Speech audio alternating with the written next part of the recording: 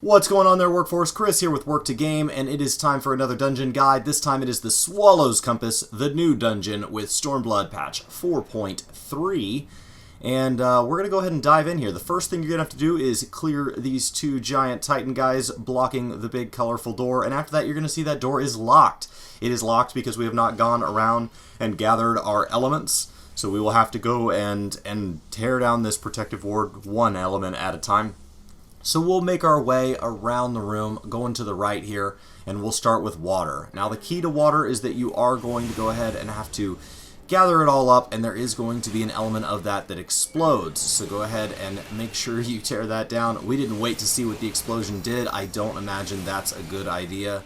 And so after you break the torrent, the rest of it just seemed to go right down, and we moved on to Earth. Now Earth dropped some AoEs instead, and then once we gathered the golems up, we just tore those down as well.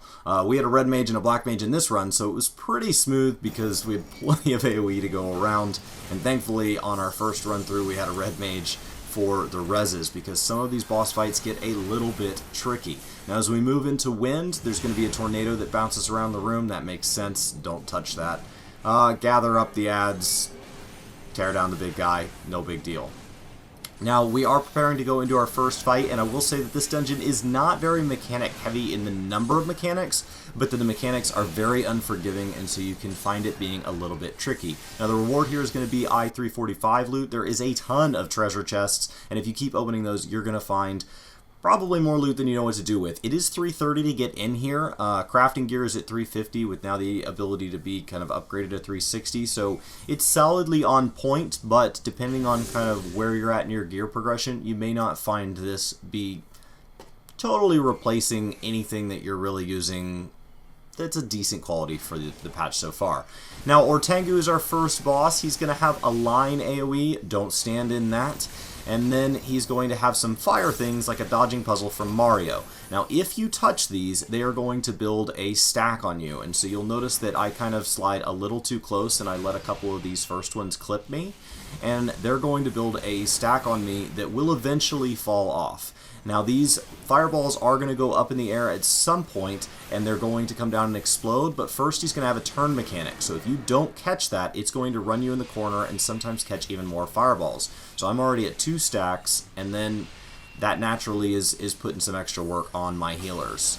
Now, once you get the hang of it, this is actually not too bad, and after the first round of fireballs exploded, we pretty much knocked it out. It really wasn't a big deal, and he went down nice and easy, as every first boss should. He's going to drop that 345 gear, and we're going to go ahead and move on to the next trash. Most of the trash in this dungeon is not really anything to be too concerned about. The big mechanic is actually the dungeon itself, and so you'll see that we go into one of these lovely, lovely blue, like an aquarium tunnel from, like, I don't know, like a fancy hotel or SeaWorld or something. And the big thing here is that there's these water walls you're progressing towards, and these will occasionally put down a ground AoE, which is going to knock you back. Now, if you're off to the side, sometimes it won't catch you, but what it's really going to do is you just need to be looking at those walls. Those walls will stop you. You can stand either right behind them or right in front of them, and if you don't, it will toss you back into them. So as a tank, just keep that in mind, kind of gather things up at the next wall, and then make your way to the blue spaghetti boss here, the Dragon's Mouth. So I cannot pronounce his name, but he is our lovely wind boss, and he is going to be a mostly telegraph boss. So he is going to go ahead and he's going to raise his hand up, and that's going to slam down, taking out one whole side of the arena, the left or the right. Then he's going to kind of bellow back to put out a big wind effect, and that is going to center those bursts on everybody in the party. So if everybody's spread out, it won't be so nicely stacked like that. He is going to drop a lake there. If you touch the lake, it puts heavy on you. That is mostly just a soft enrage, because that's going to grow over the course of the fight. And as soon as you get out of it, it doesn't really bother you anymore. But when you start to have to spread for mechanics like this, that gets a little harder on the range as that lake gets bigger and bigger. It also gets harder to get out of things, and if you don't, you'll notice that that can hurt. We actually lost a few people. There is going to be a target that goes down. They're all going to spread. It's going to drop those round circles, and then it's going to begin shooting spikes that follow them. So keep moving just like everybody did there. Later in the fight, people forgot to keep moving, and it did kill them. It did put it on the tank after we had some people go down and go to reses, though I don't know if it would go on the tank ever if your whole party just stayed up. So once you get the clear, you'll be ready to move on, and this next section is actually much easier trash. Just clear the monkeys, clear the birds, you know, cross the bridges, ride the clouds, and you'll make your way to the final boss.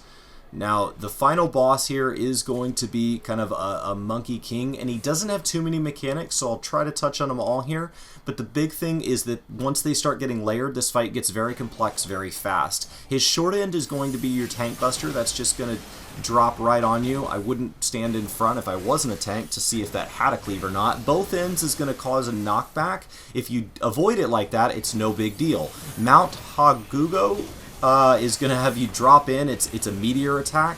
And both ends, if it's blue like that, means you want to stack in. If you don't stack in, there's going to be kind of a donut, and if you're outside of that, it's going to toss you back into that bad on the edge of the map. There is a stack mechanic, the 5-fingered punishment.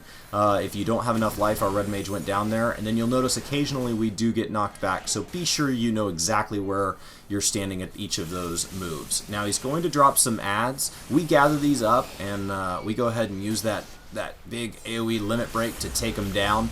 And that pushes us into his next phase, where he's going to cause second heaven to go off. It doesn't do too much damage, and we move into splitting hairs. Now he's going to split into 2 guys. Now, at this point, everything's going to be happening, but happening twice. So we need to stack on the guy with the blue here, and we weren't paying attention, so of course I'm going to get knocked back. So keep in mind which one you want to be stacking on, which one you want to be avoiding, and if you tear one of them down, then it's going to go right back to splitting hairs again. I think one of them is the main guy, but I can't confirm that without running this several more times. And I think the other one went down much easier. Before he had a chance to cast splitting hairs again, we did go ahead and defeat the boss, which finishes the dungeon. Congratulations on clearing the Swallow's Compass. It is a lot of fun. It surprised me on how difficult it was for something that was so simple to grasp exactly what's going on. But it was nice to get kind of an outdoor dungeon with a lot of beauty. I was really impressed. A lot of fun, and enjoy that loot. So this has been Chris with Work to Game. Thank you guys so much for hanging out. Hopefully you guys get a chance to get in there and enjoy that mendacity, that creation, and all that good loot. And you can get on to the new raid. Thank you guys for hanging out, and I will see you guys next time. What is Work to Game? 30 seconds, go! Work to Game is basically a channel where we talk about video games, anything we like about video games. We sometimes post vlog videos about something else that we just want to talk about. We kind of have a schedule. It changes all the time. It's in the About section on YouTube. We also stream over on Twitch, just anytime we want to play games. Right now, it's happening more and more. I don't know what's happening at the time you watch this video, but the best thing you could do is click on the About page and kind of see if there's a rough plan that we have here